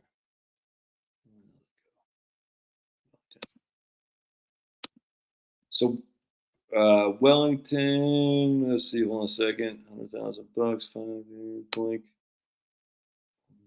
Here, okay. It's not working there. There we go. That looks good. Wellington. He must be updating the numbers on the mutual funds. Yeah, all right. So he must be updating the numbers on the mutual funds, because I don't see anything for Wellington here or the other funds I was looking at earlier. So treasuries work. Let's see the Wellington. All right. Yeah, so he's doing something with the funds. So the mutual funds are being updated from what I could tell. But anyway, so going back to, we had the let's see if we got any, I don't think the K goes back that long. Let's see the Japanese.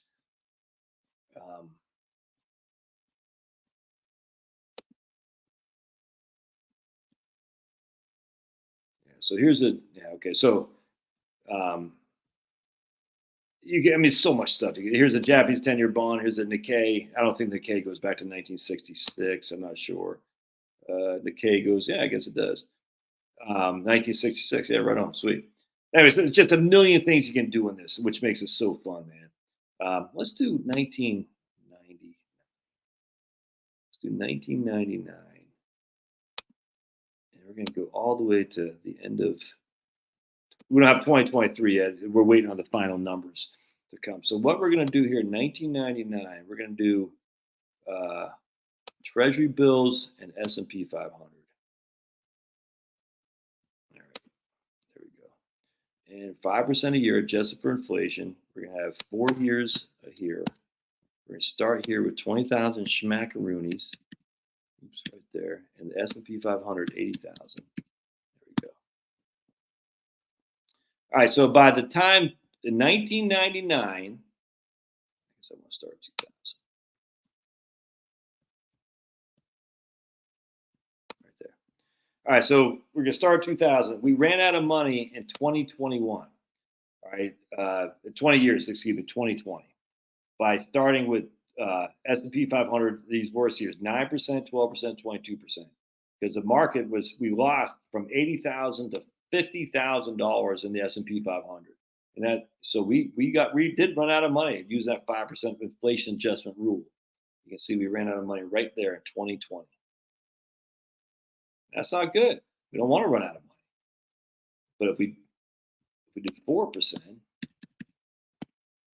we still got money left. If we did 4% by 20, we still got $55,000 left by 2022. Of course, 2022 had a good year. So 2023 did. So 4% was fine. How about 4,500? Same thing. 4,500 we're fine. So that's pretty good right there. Now, what if we rebalanced and we do 5,000? Yeah, we ran out of money year 17 if we rebalance. So anyway, so another thing that jumps out at me, what if we did $8,000, not adjusted for inflation, fixed, and $8,000 if we did it, we ran out of money in year 13. So basically where I'm going with this is we have 3 negative things to contend with. We got the Great Depression, which I don't think will ever happen again. We got 66 through 1982, which I could see happen. Then we got 2000 through 2009, which was pretty significant. Again, 2008 was the worst bear market we've ever had when you factor inflation. So 2000 start off, but I'm going to show you one other thing. I don't know if it's going to let me do it. If it doesn't let me do Wellington, let me just show it one other thing. Hold on a sec. Oops, I don't want that. I want this right here. It's doing something with Wellington. Damn, with the mutual funds. All right. So sometimes you got to come back. Where I was going with that is if you didn't have the, oops. Yeah, it didn't work. Damn.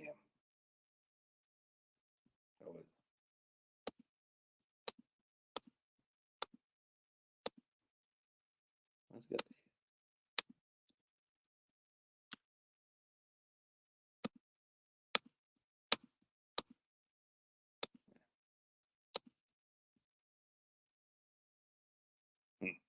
no, it's not working.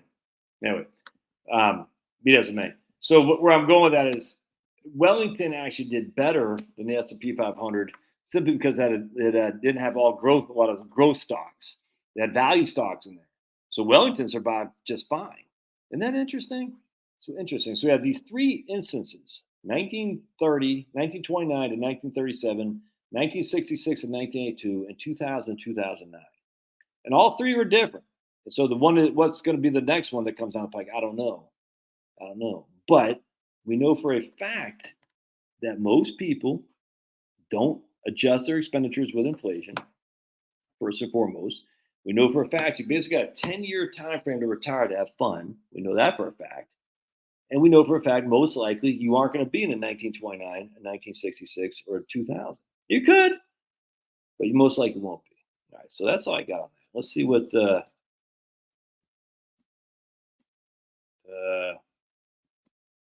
I'm sorry, I'm tired, guys.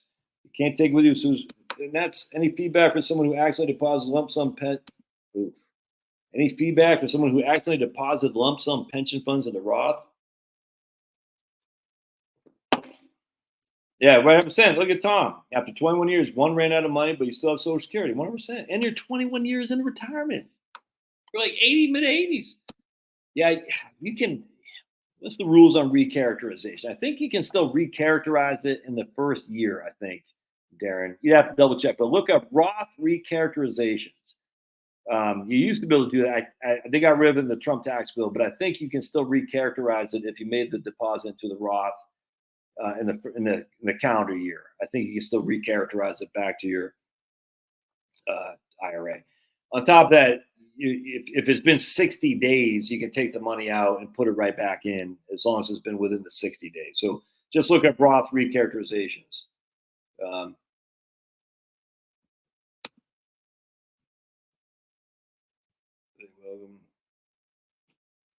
right, you can't take, 100%. Look at this guy. This guy's a Cav, a 19 Delta.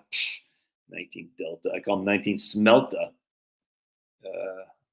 I worked in Japan for a year, and it was an interesting experience to say the least. Yeah, dude. Yeah, I bet. My daughter was supposed to get. You'll never be accepted, even if you speak fluent Japanese and know the culture. It's a xenophobic culture and do not like outsiders. We need to be more like that, okay? Okay? Only people like me should be here. Oh my goodness. Can you imagine having Mexican food in Japan? How nasty that would be because there's no Mexicans. Also knows when I went to San Diego, I got the best breakfast burrito I've ever had in my life for like $5. It was fantastic. Dude, I think the melting pot gets overplayed by people with bad intentions. But man, can you imagine just like I don't know, man. It's cool having people with different like I just talk to people all the time. Like I was talking to this guy the other day from India. You know, even though he's from India, you'd think he'd speak English. When he came here, he couldn't hardly speak anything. I don't know why. I guess he didn't learn it much in India. You know, even though Indian was colonized by the Brits, you'd think he'd learn it, but he didn't. So he came here with like $20. He's going to graduate school, and he got off the bus or something like that to go. You know, he was going to meet up with his. It was like they have a little bit of an Indian clan that kind of takes care of new arrivals, and he was going to go meet up with these people. And like the porter on the bus or the train said, "Hey, you want me to grab your bag for you?" He goes, "Yeah, sure." So the porter said, "All right, hey, give me a tip." And he said, "Here's $20," not thinking that the porter was going to take the whole thing. It's only $20 he had. So he says, "Here's 20." I mean, he's like, he doesn't know how to speak it. So he said $20. The porter just walked away with it. He's like, and that's all the money he had. It's like, and this guy's just kicking ass and taking names. It's crazy. It takes a couple years to get citizenship in Japan, but they speak Japanese.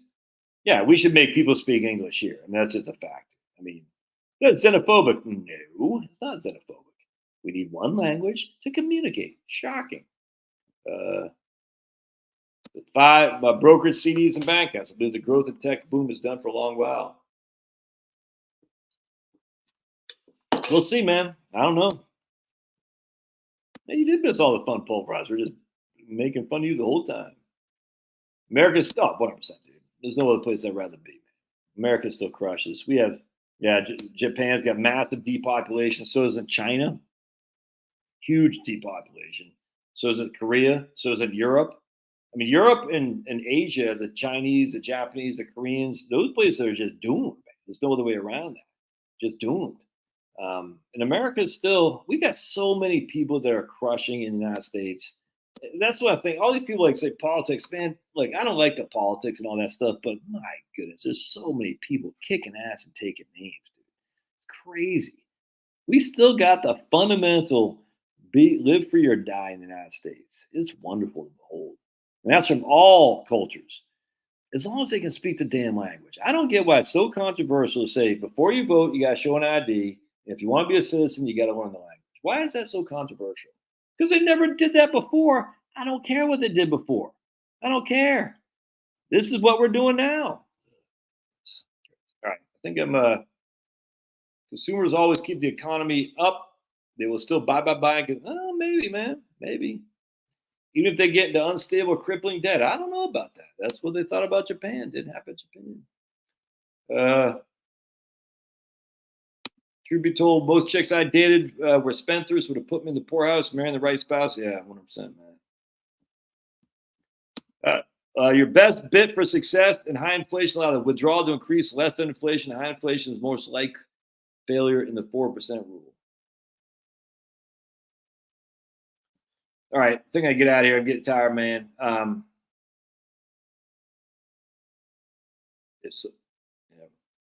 Look at Ted. Even though Ted's living in Maine, he's getting it.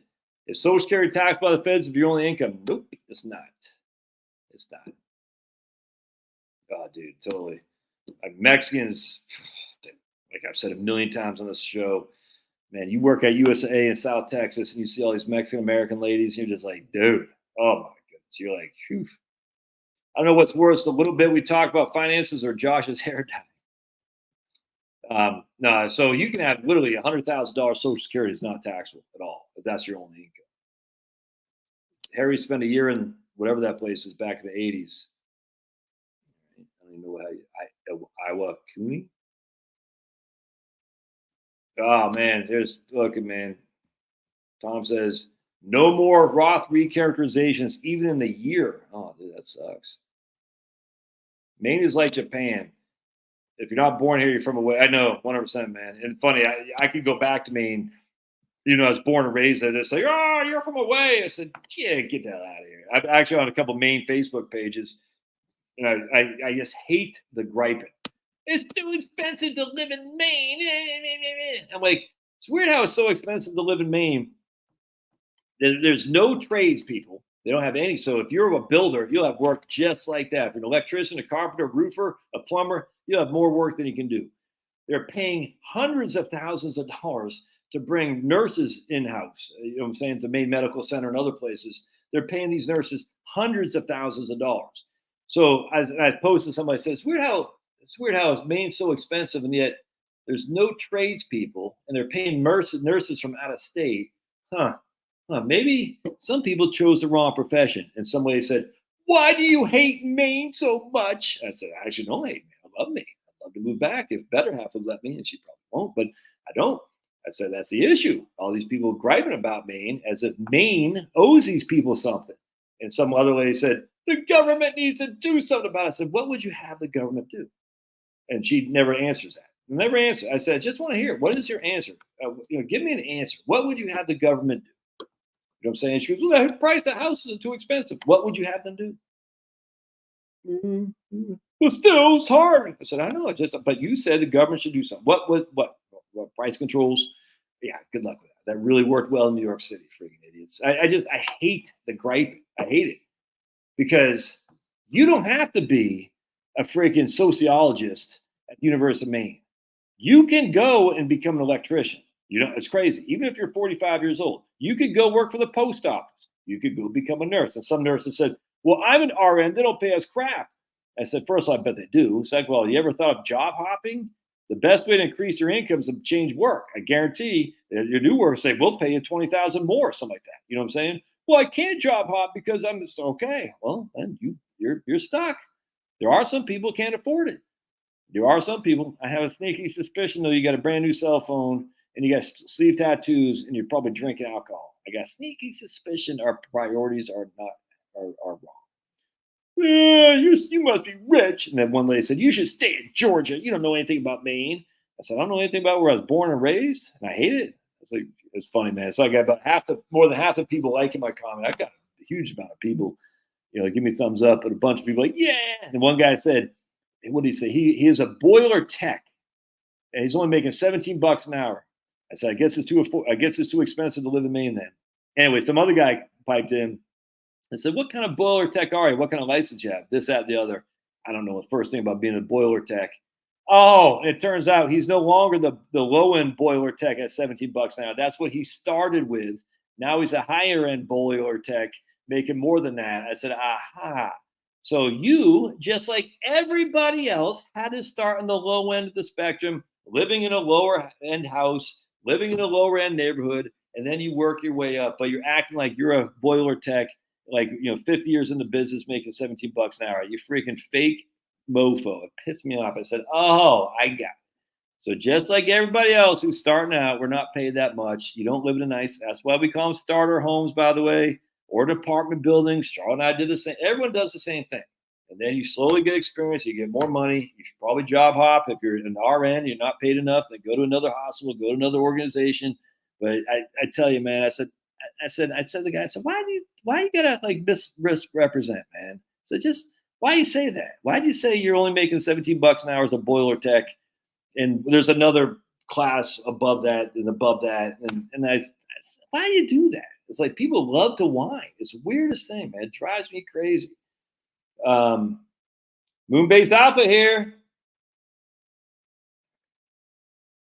Yeah, hospitals are paying travel nurses huge amount of money. Huge.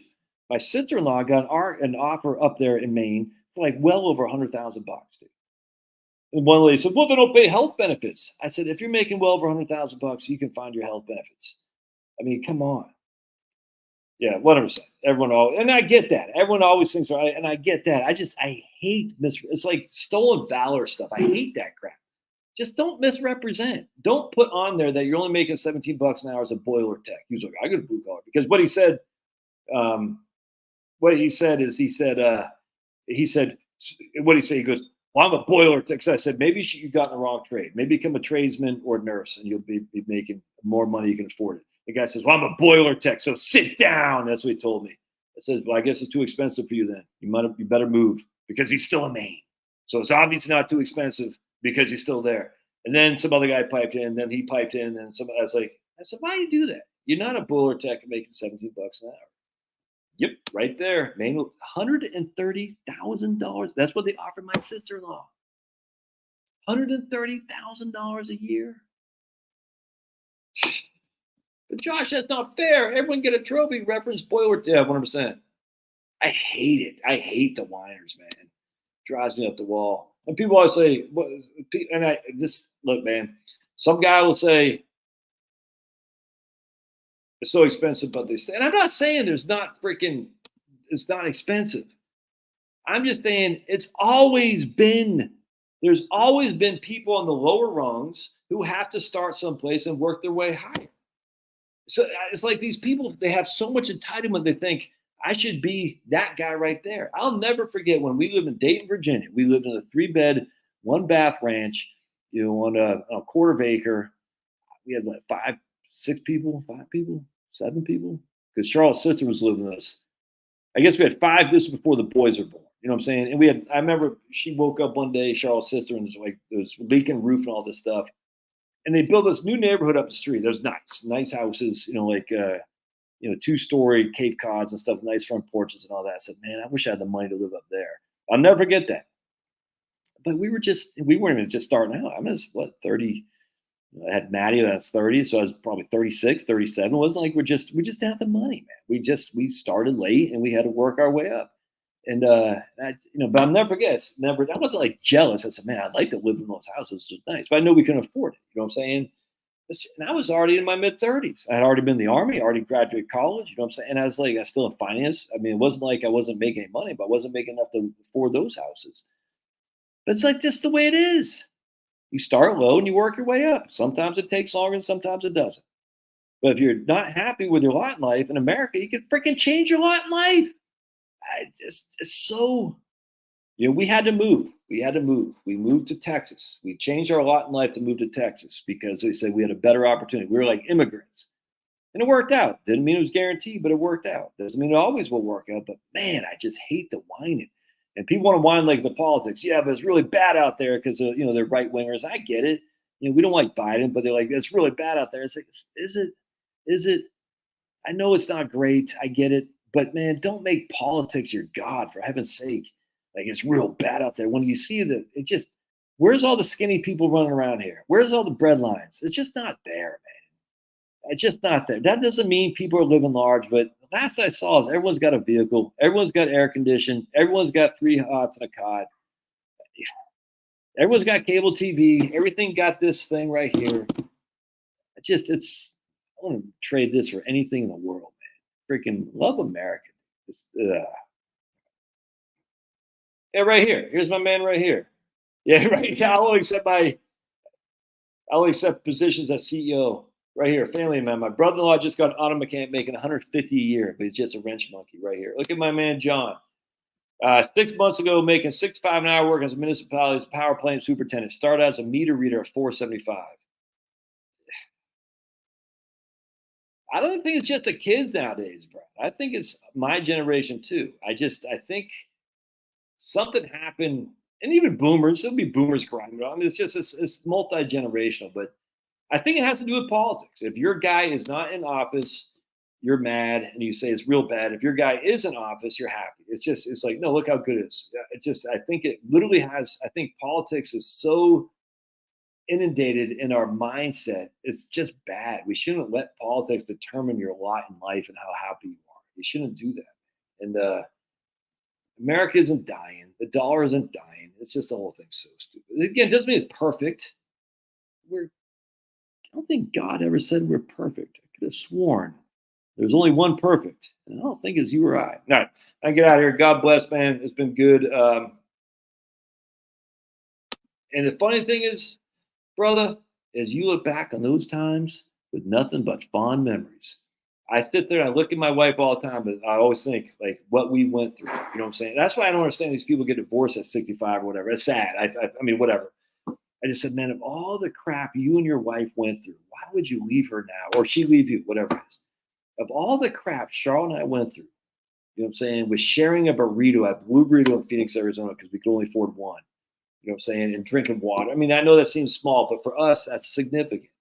You know what I'm saying? We only could eat out once a week, and we went to the Blue Burrito. We cut it in half, and she had half, I had half, and they had free salsa, and you could have water. And I think there's even free unsweet tea that she could have. And that was a big deal for us. You know, Charlotte was working part time at Pier 1. I was working, what the hell? I can't remember, Schwab or something like that. Forgot what I was doing. And then other times I was working at R.R. Donnelley at night, binding books while I was a branch manager at a bank. I mean, just like these experiences, man, I'm so happy I've endured those because I can look back and so much fondness now. I say, I'm glad I went through that. I feel bad for spoiled people who don't go through that. It's like, man, you know, you'll never know what it's like you don't. And as such, I don't know. For me, I will always look at my wife with nothing but appreciation that she sat there with me through that crappy time. I just will never be grateful enough. All right, so I can get out of here, guys. Thanks again for being here, and God bless. And check out my interview on Monday. It won't be live, but I'll post it probably Tuesday. All right, God bless. We'll see you.